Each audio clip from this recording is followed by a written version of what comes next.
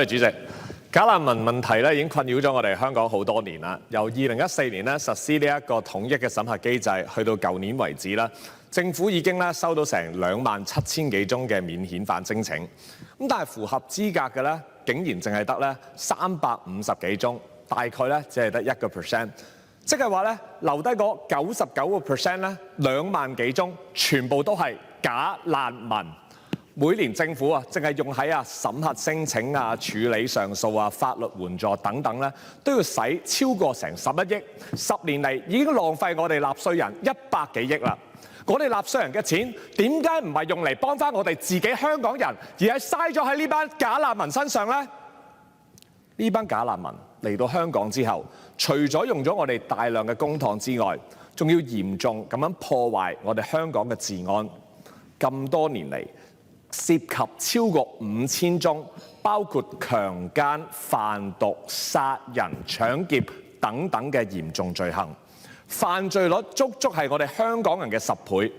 點解我哋可以容許呢一個情況一路發生，等呢班假難民可以一路殘害我哋香港人呢？事實上咧，即使近年嚟咧審核同埋咧遣返嘅速度已經喺各方嘅努力之下提升咗一啲。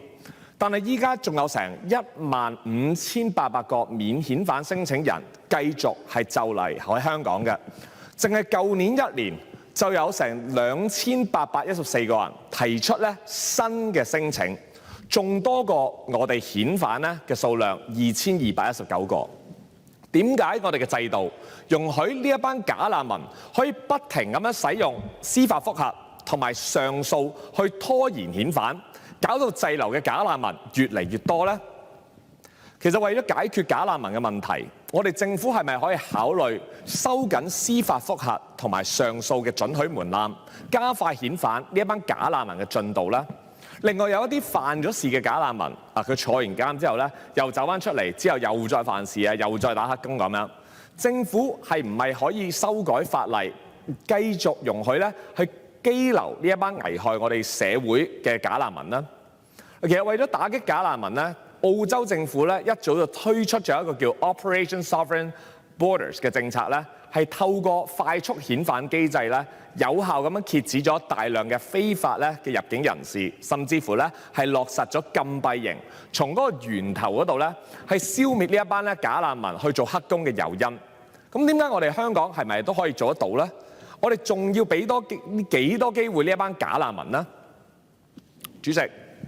過去有一班咧包庇假難民嘅人士，好似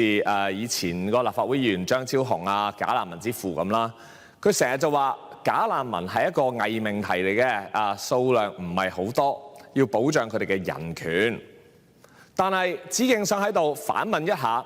對於呢啲因為假難民嘅暴行而慘遭蹂躪嘅少女、痛失子女嘅父母、沉淪毒海嘅年輕人，呢一個假難民嘅問題，又係唔係一個偽命題呢？當你去關心呢一班假難民利益嘅時候，有邊個關心過我哋香港人嘅權利呢？所以，我好希望政府可以積極咁樣採納我哋嘅建議，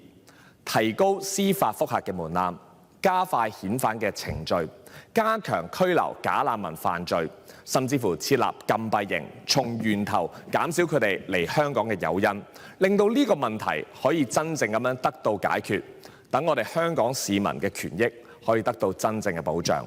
多謝主席，本人謹此陳辭。狄志遠議員。